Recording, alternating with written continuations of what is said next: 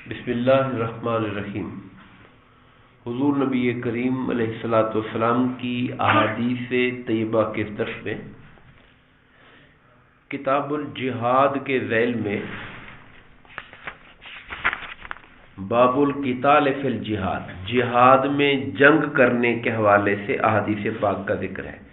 میں نے ابتدا میں عرض کیا تھا کہ جہاد کا لفظ بہت کمپریہنسو ہے، جامع ہے، اور جہاد میں صرف لڑائی مراد نہیں ہوتی بلکہ جانی، مالی، وقت کی ہر اعتبار سے جد و جہد مراد ہوتی ہے۔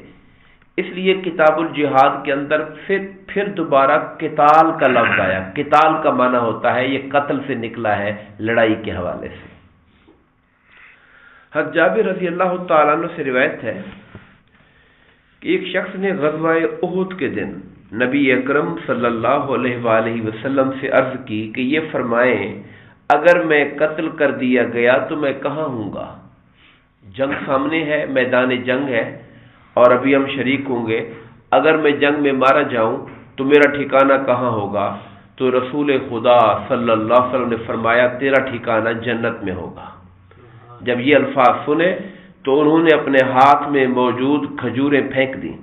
کھجوریں ہاتھ میں تھیں، کھا پی رہے تھے، لیکن جب یہ سنا کہ اگر میں مارا جاؤں تو ٹھکانہ جنت ہے، پھر کھجوریں کھانے کا انتظار نہیں کیا، میدان جنگ میں کود پڑے اور جنگ کرتے رہے یہاں تک کہ وہ شہید کر دیے گئے۔ حضور نبی کریم علیہ الصلاۃ والسلام کی بات پر اور آقا کے فرمان پر غیر متزلزل یقین کرنا یہی اصل میں ایمان ہوا کرتا ہے۔ اور صحابہ کرام کا وتیرہ یہ تھا کہ وہ جو کچھ سنا کرتے تھے وہ عمل کرنے کے لیے سنا کرتے تھے۔ ایک بات میں نے اور بھی محسوس کی دینی مطالعہ کرتے ہوئے اور احادیث پاک کو دیکھتے ہوئے کہ بہت کم موقع آئے جہاں پر آقا کریم علیہ الصلوۃ والسلام نے لمبی لمبی گفتگو کی ہو، ورنہ لمبی گفتگو کرنا جسے ہم اپنی تقریریں کہتے ہیں، آدھے گھنٹے کی تقریر ہے تو گھنٹہ تقریر کر دی، اس طرح کا کوئی رواج سرکار کی بارگاہ میں نہیں تھا۔ چونکہ وہ تقریریں وہ لوگ برائے تقریر کرتے ہی نہیں تھے، وہ نصیحت کی بات کرتے تھے، سمجھانے کی بات کرتے تھے جس سے عملی زندگی کا فائدہ ہو، اور وہ چند جملوں میں بات مکمل ہو جایا کرتی تھی۔ آپ خطبہ حجۃ الوداع دیکھ لیجئے جو سرکار دو عالم صلی اللہ علیہ وسلم کی زندگی حیات مبارکہ کا ایک بڑے خطبوں میں سے ایک خطبہ ہے، جس میں 1,00,000 سے زیادہ صحابہ کرام موجود ہیں۔ اس خطبے کی لمبائی چیک کر لیجئے کہ وہ کتنا لمبا خطبہ ہے۔ آپ کو اگر وہ لکھا ہوا ملے تو وہ 2 صفحوں کے بعد ختم ہو جاتا ہے، یعنی ٹوٹل 2 صفحوں پر لکھا ہوا خطبہ ہے جو مکمل ہو جاتا ہے، اور یہ وہ خطبہ ہے جو حجۃ الوداع میں دیا گیا تھا۔ تو عرض کرنے کا مقصد یہ ہے کہ صحابہ کرام اور اس زمانے کے جو لوگ تھے وہ بات تھوڑی سنتے تھے مگر اس لیے کہ عمل کر لیا جائے اس کے اوپر۔ ہمارے ہاں گفتگویں صرف روح اور کی لذت اور دل کے کیف اور دماغی سکون کے لیے تقریریں رہتی ہے لمبی، کہ بڑا مزہ آیا، آج بڑا مزہ آیا۔ ہم صرف لذت کے لیے گفتگو کو سن رہے ہوتے ہیں، اور ہمارے ہاں جو زیادہ بڑے لچھے دار خطیب اور طرزے لگانے والے اور سریں لگانے والے اور دیگر چیزیں لگانے والے، ان کی بات ایک زمانہ رہا ہے کہ لوگ ان کے بڑے دیوانے ہوا کرتے تھے آواز کے۔ اب سوال قابل غور یہ ہے کہ آوازیں سننا اور لذت لینا مقصود ہے یا آقا کی بات سن کر عمل کرنے کا ارادہ ہے؟ یہ وہ بات ہے جس کو ہمارے معاشرے کے اندر فراموش کیا جاتا جا رہا ہے۔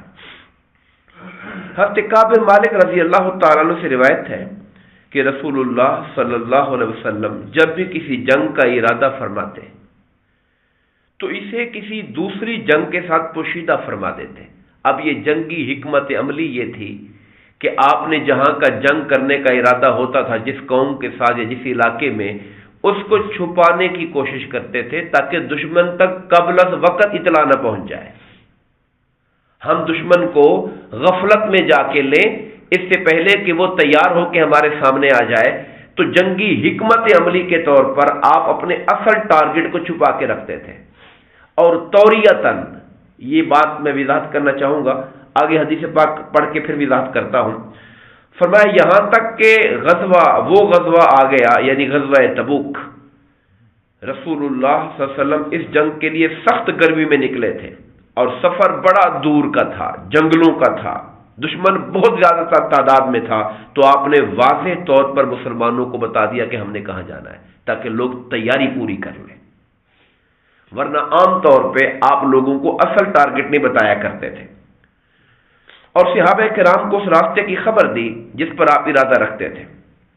آگے ایک حدیث آ رہی ہے، الحرب خدعۃ، جنگ دھوکے کا نام ہے، یعنی جنگ جو ہے دشمن کے ساتھ ایک جنگ ہے، اس کے اندر جنگ ایک فریب کا نام ہے۔ آپ اپنے دشمن کو کامیابی پانے کے لیے جو جنگی چالیں ہیں وہ چلتے ہیں، فریب سے مراد جنگی چالیں ہیں۔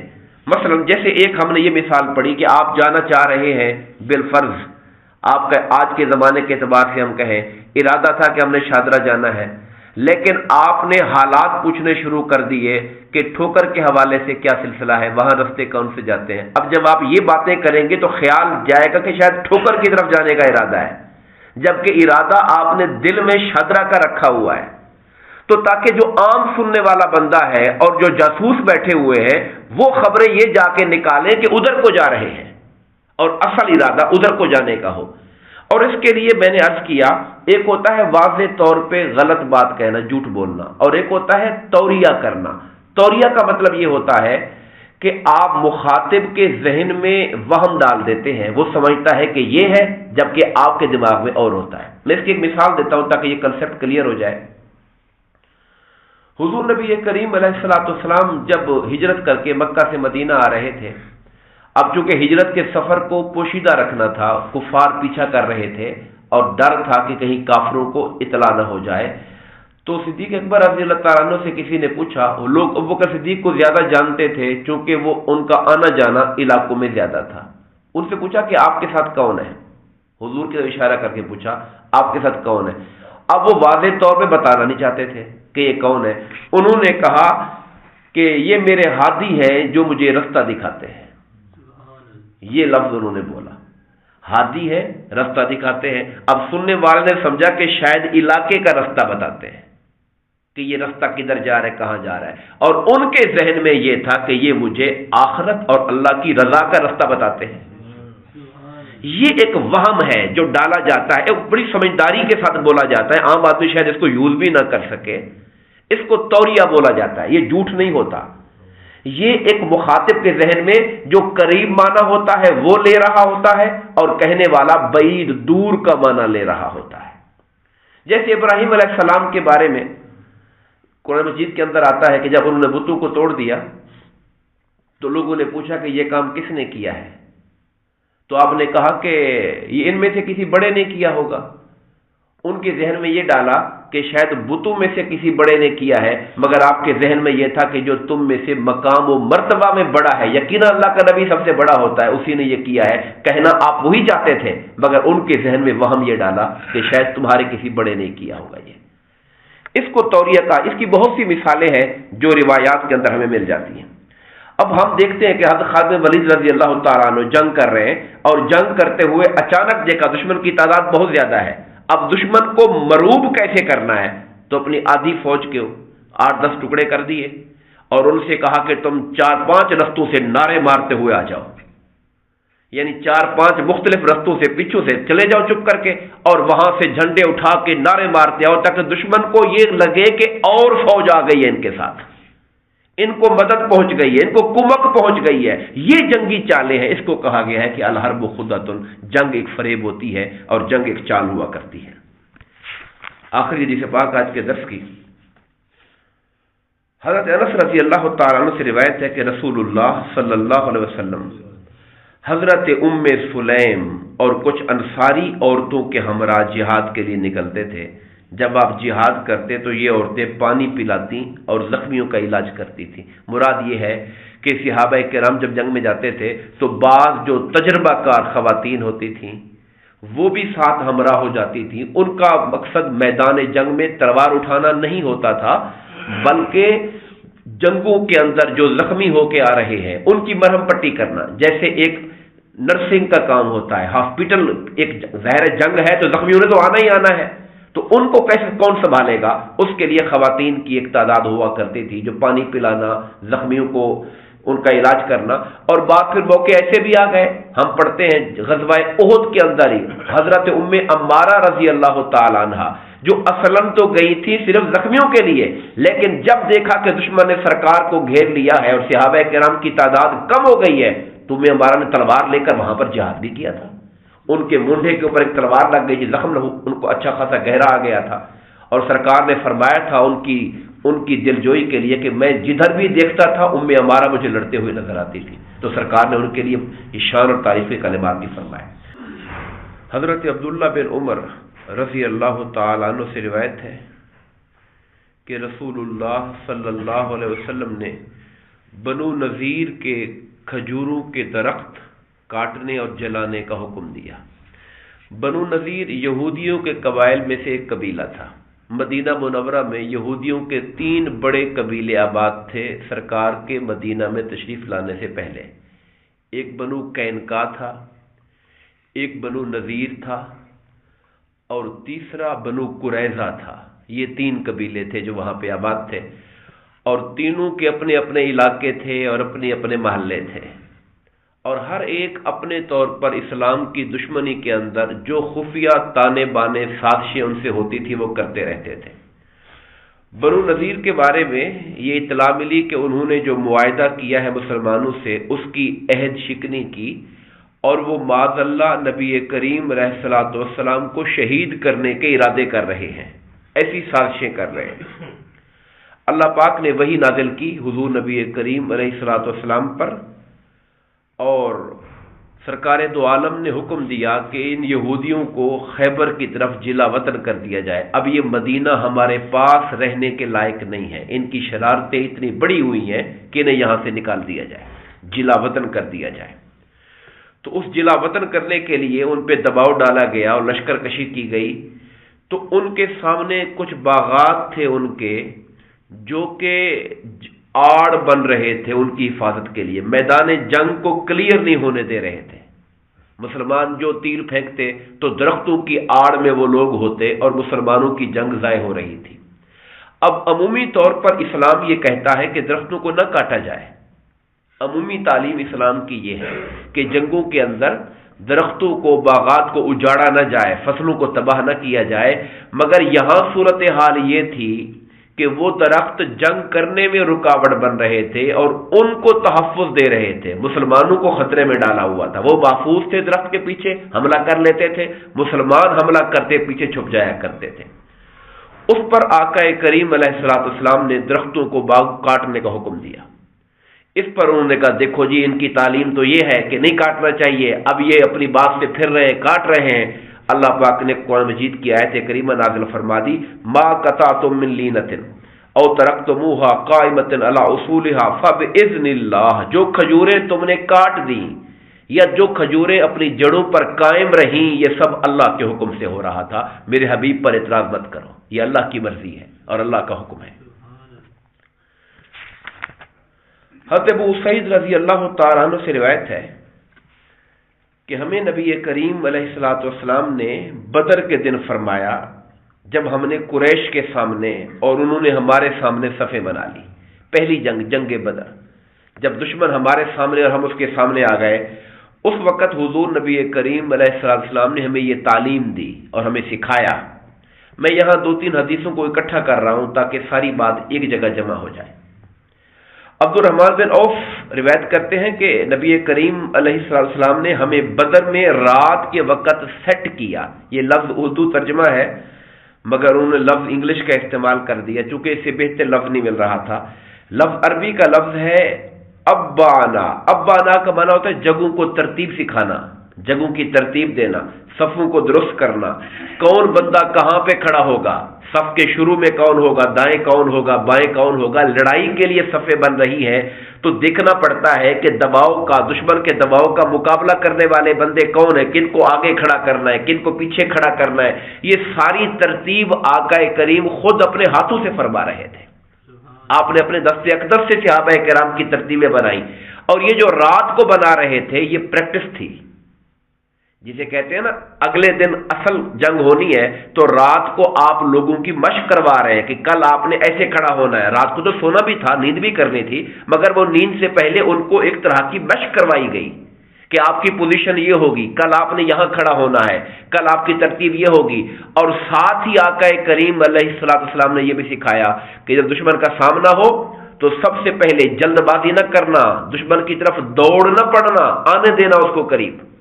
جب وہ تمہارے تیروں کی زد میں آ جائے کہ تیر وہاں تک پہنچ سکتا ہے تو پھر تم تیروں سے حملہ کرنا, اپنی پوزیشن نہ چھوڑنا, اپنی جگہ نہ چھوڑنا. جب وہ تمہارے اور قریب آ جائیں تو پھر نیزوں سے حملہ کرنا, کیونکہ نیزہ انسانی ہاتھ سے پھینکا جاتا ہے. پھر جب اس سے بھی آگے بڑھائیں اور سر پہ چڑھائیں تو پھر تلواروں سے حملہ کرنا اور اپنی ترتیب کو قائم رکھنا. اور یہ بھی حدیث پاک میں فرمایا اپنے سارے تیر نہ چلا دینا, کچھ تیر بچا کے رکھنا اپنے پاس, ہو سکتا ہے کہ صورتحال کچھ اور ہو تو پھر تیر چلانے کی ضرورت پیش آ جائے. تو یہ ساری ترتیب جو ہے اللہ کے رسول صلی اللہ علیہ وسلم جہاں لوگوں کو وضو کرنے, غسل کرنے, نمازیں پڑھنے, روزے رکھنے کے طریقے بتا رہے ہیں, وہاں میدان جنگ میں کھڑے ہو کر اپنی چھپیں ترتیب دینے اور اسلحہ چلانے کی ترتیب دینے کا طریقہ بھی مصطفیٰ کریم سکھا رہے ہیں صلی اللہ علیہ وسلم.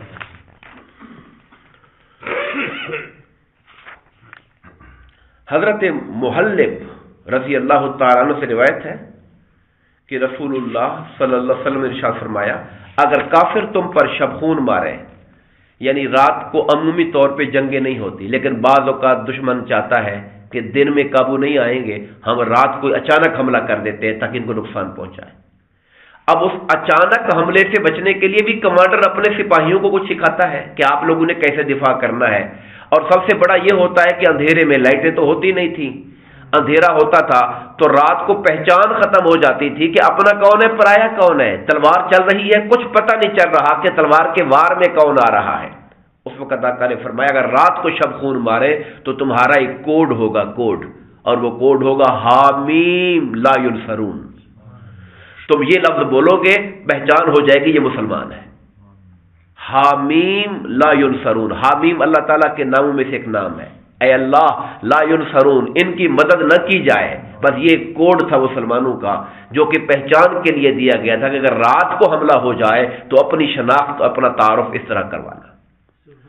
حضرت سمرہ بن جندب رضی اللہ تعالیٰ فرماتے ایک اور موقع پر جنگ ہوئی تو سرکار نے کہا مہاجرین کی جو کوڈ ہے وہ عبداللہ ہوگا اور انصار کا جو کوڈ ہے عبد الرحمن ہوگا. یعنی ایک پہچان کروانی پڑے کہ مہاجروں میں سے ہے یا انصار میں سے, چونکہ مسلمانوں کے اندر یہ دو بڑے طبقات تھے, مہاجرین کا اور انصار کا. تو ان کے درمیان بھی اگر فرق رکھنا ہے مہاجر ہے یا انصاری ہے تو مہاجر عبداللہ بولے گا اور انصاری عبد الرحمن بولے گا. حضرت سلمہ بن اکوع رضی اللہ تعالیٰ عنہ سے روایت ہے کہ ہم نے نبی اکرم صلی اللہ علیہ وسلم کے زمانہ مبارکہ میں حضرت ابوبکر صدیق کی مائیت میں جنگ کی. ہم نے کافروں پہ شب خون مارا اس حال میں کہ ہم انہیں قتل کر رہے تھے, اور اس رات ہمارا جو نشان اور علامت اور کوڈ تھی وہ تھی امت. امت, اے اللہ ان کو مار دے, اے اللہ ان کو مار دے, امت ہمارا کوڈ تھا. تو مختلف جنگوں کے موقع پر جو فوجی نقطہ نظر سے ایک رازداری ہوتی ہے اپنی قوم کی, اپنی فوج کی, اور ان کا جو دفاع ہوتا ہے کہ کوئی اپنے ہاتھوں سے کسی کو تکلیف نہ پہنچ جائے, یہ ساری چیزیں حضور نبی کریم علیہ الصلوۃ والسلام نے اپنی امت کو سکھائیں اور خود ان کی ترتیب دی. حضرت رباح بن ربیع رضی اللہ تعالیٰ عنہ سے روایت ہے کہ ہم ایک غزوہ میں رسول اللہ صلی اللہ علیہ وسلم کے ساتھ تھے. آپ نے دیکھا کہ لوگ کسی چیز پر جمع ہیں. آپ کی نگاہ پڑی کچھ لوگ کٹھے ہوئے ہیں. آپ نے صحابی کو بھیجا, فرمایا دیکھو یہ لوگ کیوں جمع ہیں وہاں پر.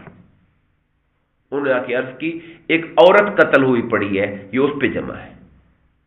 تو آپ نے فرمایا یہ جنگ تو نہیں کر سکتی تھی, اسے کیوں قتل کیا گیا؟ بھئی عورت تھی, یہ تو جنگ نہیں کر سکتی تھی, اسے کیوں قتل کیا گیا؟ لشکر کے اگلے حصے پر حضرت خالد بن ولید مقرر تھے جو آگے فرنٹ پر تھے. آپ نے پیغام بھیجا خالد کو کہو کسی عورت کو قتل نہ کیا جائے اور نہ ہی کسی مزدور کو. یعنی ایک بندہ جنگ لڑنے نہیں آیا, ایک جنگجو اپنے ساتھ کسی ملازم مزدور کو لے, میرا سامان ڈھونا تو اپنے پیسے لینا, تیرا جنگ سے تعلق نہیں ہے, تو صرف سامان ڈھونے کے لیے آ رہا ہے. تو کہا وہ لڑنے کے لیے نہیں آیا ہے, وہ تو مزدوری کرنے کے لیے آیا ہوا ہے, اسے بھی قتل نہ کرنا اور کسی عورت کو بھی قتل نہ کرنا. حضرت انس رضی اللہ تعالیٰ عنہ سے روایت ہے کہ رسول اللہ صلی اللہ علیہ وسلم نے فرمایا کہ آقا انعامدار نے ہمیں ایک جگہ لشکر پہ جانے کا حکم دیا، روانہ فرمایا تو لفظ بولے بسم اللہ و باللہ و علی ملت رسول اللہ انطلقوا، فرمایا اللہ کے نام پر، اللہ کی مدد کے ساتھ اور اللہ تعالیٰ کے رسول کے دین پر قائم رہتے ہوئے روانہ ہو جاؤ۔ یہ یعنی کہ ایک اللہ تعالیٰ کے نام کے ساتھ اللہ کی مدد اور اللہ کے رسول کے طریقے پر چلتے ہوئے تم لوگ نکلو میدان میں۔ اور ساتھ فرمایا لا تقتلوا شیخا فانیا، کسی بوڑھے کو قتل نہ کرنا، وطفلا صغیرا، کسی چھوٹے بچے کو قتل نہ کرنا، ولا امراتن، کسی عورت کو قتل نہ کرنا، ولا تغلوا، اور مال غنیمت میں خیانت نہ کرنا، جو مال ملتا ہے وہ اپنے سردار کے سامنے جا کے رکھو، وَدَمُّوا غَنَائِمَكُمْ، غنیمتیں جمع کرو، وَأَصْلِحُوا، آپس میں صلح رکھنا، ایک دوسرے سے نہ لڑ پڑنا، جھگڑنا نہیں، جھگڑو گے تو دشمن کے سامنے تمہاری ہوا ختم ہو جائے گی اور تمہارا روب ختم ہو جائے گا۔ وَأَحْسِنُوا، احسان کرنا، فَإِنَّ اللَّهَ يُحِبُّ الْمُحْسِنِينَ، بے شک اللہ تعالیٰ احسان کرنے والوں سے محبت فرماتا ہے۔ حضرت سیدنا علی مرتضیٰ رضی اللہ تعالی عنہ سے روایت ہے کہ بدر کے دن عتبہ بن ربیعہ آگے نکلا، اس کے پیچھے اس کا بیٹا تھا اور اس کے ساتھ اس کا بھائی تھا۔ بیٹے کا نام ولید بن عتبہ تھا اور بھائی کا نام شیبہ بن ربیعہ تھا۔ بدر کے میدان میں جب مسلمان اور کفار آمنے سامنے ہو گئے تو اس زمانے کا ایک طریقہ تھا کہ عام جنگ شروع کرنے سے پہلے دونوں لشکروں کے جو نمایاں جنگجو ہوتے تھے وہ انفرادی مقابلوں کا چیلنج کرتے تھے، یعنی 1 بائی 1۔ یہ بھی ایک وہاں کا دستور اور رواج تھا۔ تو کفار مکہ کی طرف سے عتبہ بن ربیعہ آگے نکلا، پیچھے اس کا بیٹا تھا ولید اور ساتھ اس کا بھائی تھا شیبہ، اور کہا کہ حل میں مبارز، ہمارے مقابلے میں کوئی ہے تو نکلے۔ تو حضور نبی کریم علیہ الصلوۃ والسلام نے انصاریوں میں سے 3 کو حکم دیا۔ انصار ان کی طرف جب نکلے تو جنگ میں انہوں نے چہرے اپنے گرد و غبار سے بچنے کے لیے کپڑے سے ڈھانپے ہوئے تھے۔ تو عتبہ نے پوچھا کہ تم لوگ کون ہو، اپنا تعارف کراؤ۔ انہوں نے کہا کہ ہم انصار کے فلاں قبیلے سے ہیں۔ تو عتبہ بن ربیعہ نے کہا کہ ہمارا تمہارے ساتھ کوئی معاملہ نہیں ہے، ہم سے لڑنے کے لیے ہمارے خاندان کے بندے بھیجیں۔ تب حضور نبی کریم علیہ الصلوۃ والسلام نے حضرت امیر حمزہ، حضرت علی مرتضیٰ رضی اللہ تعالی عنہ اور حضرت عبیدہ بن حارث سے کہا کہ تم لوگ اٹھو اور جا کے ان کا سامنا کرو۔ تو حضرت حمزہ عتبہ کی جانب آئے اور حضرت ابو عبیدہ شیبہ کی طرف اور حضرت علی مرتضیٰ ولید کے سامنے آئے، اور یہ پہلا ایک مارکہ ہوا جس میں اللہ پاک نے مسلمانوں کو ہی فتح دی اور وہ تینوں کافر جو ہیں وہ تحت ایک کر دیے گئے۔ تو یہ وہ حدیث پاک ہے جس کو حضرت علی مرتضیٰ رضی اللہ تعالیٰ عنہ نے خود ذکر فرمایا ہے۔ حضرت عبداللہ بن عمر رضی اللہ تعالیٰ عنہ سے روایت ہے کہ ہمیں رسول اللہ صلی اللہ علیہ وسلم نے ایک فوجی دستے میں بھیجا۔ عبداللہ بن عمر یعنی عمر فاروق رضی اللہ تعالیٰ کے بیٹے روایت کر رہے ہیں کہ میں بھی تھا، کچھ اور لوگ بھی تھے، سرکار نے ہمیں ایک فوجی دستے میں بھیجا۔ لوگوں نے گریز کی راہ اختیار کی، یعنی جنگ میں نہیں گئے یا دشمن کا سامنا کیا تو دشمن بہت تگڑا تھا تو سائیڈ مہر کے بدل کے پیچھے آ گئے، جنگ میں آگے نہیں گئے۔ ہم مدینہ منورہ آ کر وہاں چھپ گئے، یہ ترمذی شریف کی حدیث پاک ہے، اور ہم اپنے آپ سے کہتے تھے کہ ہم تو برباد ہو گئے، ہم نے جو جرم کر لیا، انہیں احساس تھا کہ ہم میدان جنگ سے واپس آ گئے ہیں اور ہم نے گویا کہ فرار اختیار کیا ہے وہاں سے، ہم ہلاک ہو گئے، ہم ہلاک ہو گئے۔ پھر ہم رسول اللہ صلی اللہ علیہ وسلم کی خدمت میں حاضر ہوئے اور شرمندگی سے جا کے کہا یا رسول اللہ نحن الفرارون، ہم بھاگنے والے لوگ ہیں۔ ظاہر ہے کہ آقا کریم علیہ الصلوۃ والسلام کی بارگاہ کے سوا اور کون تھے جن کے پاس وہ جا کر اپنا عذر بیان کرتے، اپنی کمزوری کا ذکر کرتے۔ نحن الفرارون، ہم فرار ہونے والے ہیں، بھاگ کر آنے والے ہیں، میدان جنگ سے پیٹ پھیرنے والے لوگ ہیں ہم۔ اب آقا کریم अलैहिस्सलाम कैसे लोगों की दिलजोई फरमाते थे और टूटे हुओं को जोड़ने वाले थे और शिकस्ता दिलों को हौसला देने वाले थे। सरकार ने फरमाया ला बल अंतुमुल अक्कारून, नहीं नहीं, तुम भागने वाले नहीं हो, तुम पलटकर हमला करने वाले हो। यानी भाग तो वो आया जिसके दिल में फिर जंग का डर बैठ गया और दोबारा मैदान जंग में जाना ही नहीं चाहता। कहा नहीं नहीं, ऐसा नहीं है, तुम भागने वाले नहीं हो, बल तुम कर्रारून, कर्रार कहते हैं जो पीछे हट के फिर दुश्मन पे हमला करे, फिर पीछे हट के फिर हमला करे। हजरत अली मुर्तजा का लकब है हैदर कर्रार, पलट पलट के हमले करने वाला शेर अली मुर्तजा रज़ी अल्लाह का लकब है। तो सरकार ने कहा तुम भागने वाले नहीं हो बल्कि तुम कर्रारून हो। और एक रिवायत के अंदर आया अक्कारून, अक्कर कहते हैं जंग और हमले के लिए एक तरफ हट जाना। यानी कोई शख्स अगर इस नीयत से जंग से भागता है कि मैं दूसरे लश्कर तक पहुंच जाऊंगा और उनसे मदद लेकर फिर जंग करूंगा, यानी दिल में जंग से नफरत या जंग से भागना नहीं है, बल्कि यह है कि हिकमत अमली के तहत और लोगों को शरीक करो ताकि अकेला न रह जाऊं और मिला के हमला करो, तो इसको भागने वाला नहीं कहा जाएगा। और फरमाया व अना फ़ियतुकुम, और ऐ मेरे सहाबाए किराम, अगर तुम्हें मैं पनाह नहीं दूंगा तो कौन पनाह देगा? मैं तुम्हारी पनाहगाह हूं, अना फ़ियतुकुम, मैं तुम्हारी जमात हूं, तुम मेरे साथ आके मिले हो, किसी और तरफ तो नहीं चले गए हो ना। सरकार ने उनकी हौसला अफजाई फरमाई और उनके दिलों में जो खौफ और शर्मिंदगी थी उसको दूर फरमाया। अब्दुल उमर फरमाते हैं सरकार की ये बात सुनकर हम हुजूर के करीब हुए और हमने आपके दस्ते अक़दस को बोसे देने शुरू कर दिए थे, यानी मोहब्बत और प्यार से हमने सरकार को बोसा दिया।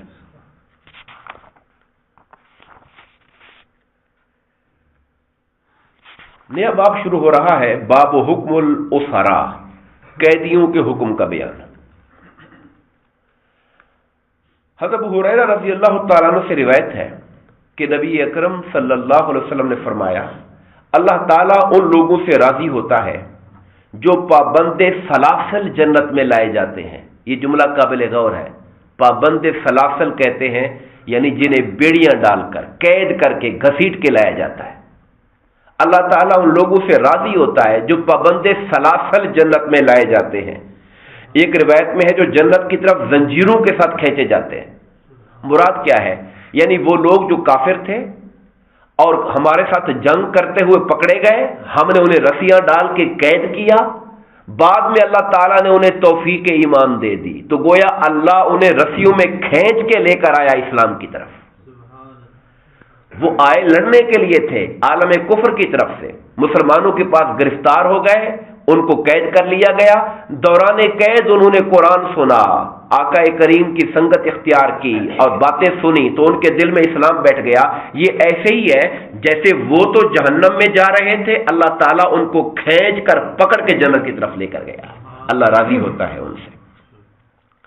हज़रत सलमा बिन अकवा से रिवायत है कि हम रसूलुल्लाह सल्लल्लाहु अलैहि वसल्लम के हमरा हवाज़न की जंग के लिए निकले। हवाज़न की जंग, सुबह का टाइम था, हम रसूलुल्लाह सल्लल्लाहु अलैहि वसल्लम के साथ नाश्ता कर रहे थे कि एक शख्स सुर्ख ऊंट पर सवार होकर आया, ऊंट को बिठाया, वो शख्स हमें ताड़ने लग गया, यानी हमें जायजा लेने लग गया और हम में कमजोरी थी, सवारियों की किल्लत थी। यानी वो दुश्मन का जासूस था और दुश्मन का जासूस आया था जायजा लेने के लिए कि इनकी सवारियां कितनी हैं, तादाद कितनी है, ताकत क्या है, ताकि जाकर दुश्मन को खबर दूं और हम इन पर हमला करें। हमारे कुछ साथी पैदल थे। अचानक सारा जायजा लेकर वो दौड़ता हुआ वहां से निकला और अपने ऊंट के पास आया, उसे उठाया और ऊंट को लेके तेजी से भाग पड़ा। यानी भरे मैदान में जायजा लेके वहां से भाग गया। वो कहते मैं भी बैठा हुआ था, सलमा बिन अकवा, ये नाम बड़ा सहाबाए किराम में जो मुजाहिद किस्म के लोग थे और बड़े तगड़े भाग दौड़ करने वाले, और खास तौर पे इनका जो सबसे मशहूर था, ये दौड़ में सबसे तेज थे। यानी लोग घोड़ों पर भी दौड़ते तो ये उनका पैदल मुकाबला करते थे। तो कहते मैं भी दौड़ता हुआ निकला, यहां तक कि आगे भागकर मैंने ऊंट की नकेल पकड़ ली, उसे बिठा दिया और तलवार निकाल कर उस शख्स के सर पे वार किया। फिर मैं उस ऊंट को पीछे चलाते हुए ले आया। उस शख्स का सामान और हथियार ऊंट पर लदा था। बस रसूलुल्लाह सल्लल्लाहु अलैहि वसल्लम ने और सहाबाए किराम ने मेरा इस्तकबाल किया कि देखो भागते हुए बंदे को जाके पकड़ के गिरफ्तार करके लेकर आया है। حضور نے پوچھا کہ اس شخص کو کس نے قتل کیا؟ تو حضور نے صحابہ نے کہا سلمہ بن اکوا نے، یہ ہے وہ شخص جو اچانک بھاگ گئے تھے اور اس کو جا کے گرفتار کیا تھا۔ تو فرمایا اس کا سارا سامان اس کے لیے، یعنی اس کا جو مقتول ہے جس کو اس نے گرفتار کر کے اپنا قیدی بنا لیا تھا، تو اس کا جو چھینا گیا یا اس کے جو موجود سامان ہے وہ اسی کو مال غنیمت میں دیا جاتا ہے۔ آخری حدیث پاک آج کے درس کی حضرت ابو سعید خدری رضی اللہ تعالیٰ عنہ سے روایت ہے کہ جب بنو قریظہ حضرت سعد بن معاذ کے حکم پر اترے۔ بنو قریظہ یہودیوں کا قبیلہ تھا، کل بھی ہم نے ذکر کیا تھا، بنو نذیر، بنو قریظہ، بنو قینقاع، یہ 3 قبائل یہود کے تھے۔ جب غزوہ خندق کا موقع آیا تھا اس وقت یہ ظاہر ہے جو مدینہ میں رہتے تھے ان کا مسلمانوں کے ساتھ معاہدہ تھا کہ باہر سے آنے والے دشمن کے ساتھ ہم مل کر مقابلہ کریں گے، آپ پر جنگ ہوگی تو ہم ساتھ کھڑے ہوں گے، ہم پر جنگ ہوگی تو آپ ساتھ کھڑے ہوں گے۔ مگر ہوا یہ کہ انہوں نے اندر کھاتے کافروں کے ساتھ ساز باز کر لی۔ ان کے گھر تھے مسلمانوں کے محلوں کے پیچھے، اب ادھر خندق کھود کے سامنے کافر بیٹھے ہوئے، ساز باز ہو گئی کہ پیچھے سے تم حملہ کرو بنو قریظہ یہودیوں، آگے سے ہم حملہ کرتے ہیں، ان کو فنا کر دیتے ہیں۔ بڑی مشکل حالات مسلمانوں کے لیے خوف کے تھے اس وقت۔ تو خیر اللہ پاک نے مدد کی، آندھی اور طوفان آیا، کافروں کا لشکر بھاگ گیا۔ اب سرکار نے ان کا محاصرہ کر لیا، یہ جو غدار تھے اپنے گھر کے مدینہ کے رہنے والے غدار یہودی تھے، ان کا محاصرہ کر لیا اور 25 دن تک ان کا محاصرہ رہا۔ پھر آخرکار یہ قلعوں سے نکل آئے کہ آپ حضرت سعد بن معاذ کو بلائیں، وہ جو فیصلہ کریں گے ہمیں قبول ہوگا ہمارے بارے میں۔ سعد بن معاذ رضی اللہ تعالیٰ عنہ قبیلہ اوس کے سردار تھے۔ انصار جو مدینہ کے رہنے والے پرانے رہنے والے تھے ان کے 2 بڑے قبیلے تھے، ایک اوس اور ایک خزرج۔ اوسیوں کے سردار تھے سعد بن معاذ، ان کے پرانے تعلقات تھے بنو قریظہ کے ساتھ۔ انہوں نے سوچا کہ یہ ہمارے پرانے دوست ہیں تو ہمارے بارے میں تھوڑا نرم فیصلہ کریں گے، تو کہا ہم نیچے آ جاتے ہیں، قلعے چھوڑ کے آ جاتے ہیں، سعد بن معاذ کو ہمارا جج بنائیں، وہ جو فیصلہ کریں گے ہمیں قبول ہوگا۔ حضور نبی کریم علیہ السلام نے سعد بن معاذ کو بلا بھیجا۔ جنگ میں ابھی جو غزوہ خندق ہوئی تھی انہیں ایک تیر لگا تھا بازو پر اور کوئی خون کی رگ پر لگا تھا، تو کافی ساری وہ ان کی طبیعت ٹھیک نہیں تھی اور خون ان کا رک نہیں رہا تھا۔ خیر وہ سرکار کے حکم پر آئے تو سرکار نے کہا قوموا الی سیدکم، جو لوگ بیٹھے ہوئے تھے معاذ قبیلہ سعد کے لوگ اور بنو قریظہ کے، کہا اپنے سردار کے لیے کھڑے ہو۔ یہ وہ حدیث پاک ہے جس سے ہم لیتے ہیں کوئی بزرگ بڑے جب آتے ہیں تو ان کے آنے کے لیے کھڑا ہونا سنت ہے۔ اچھا ایک یہ ہے کہ ایک شکل تو یہ ہے کہ کوئی آدمی اپنی کرسی پر یا اپنے تخت پر بیٹھا ہوا ہے، لوگ سامنے ہاتھ باندھ کے کھڑے ہوئے ہیں، یہ بات پسندیدہ نہیں ہے، اس سے سرکار نے منع کیا ہے۔ لیکن ہم بیٹھے ہوئے ہیں، کوئی بزرگ آتے ہیں، کوئی اللہ کے نیک بندے آتے ہیں، کوئی ہمارے بڑے آتے ہیں، تو ان کے استقبال کے لیے کھڑے ہونا یہ اس حدیث پاک کی منشا کے مطابق ہے، قوموا الی سیدکم، اپنے سردار کے لیے کھڑے ہو۔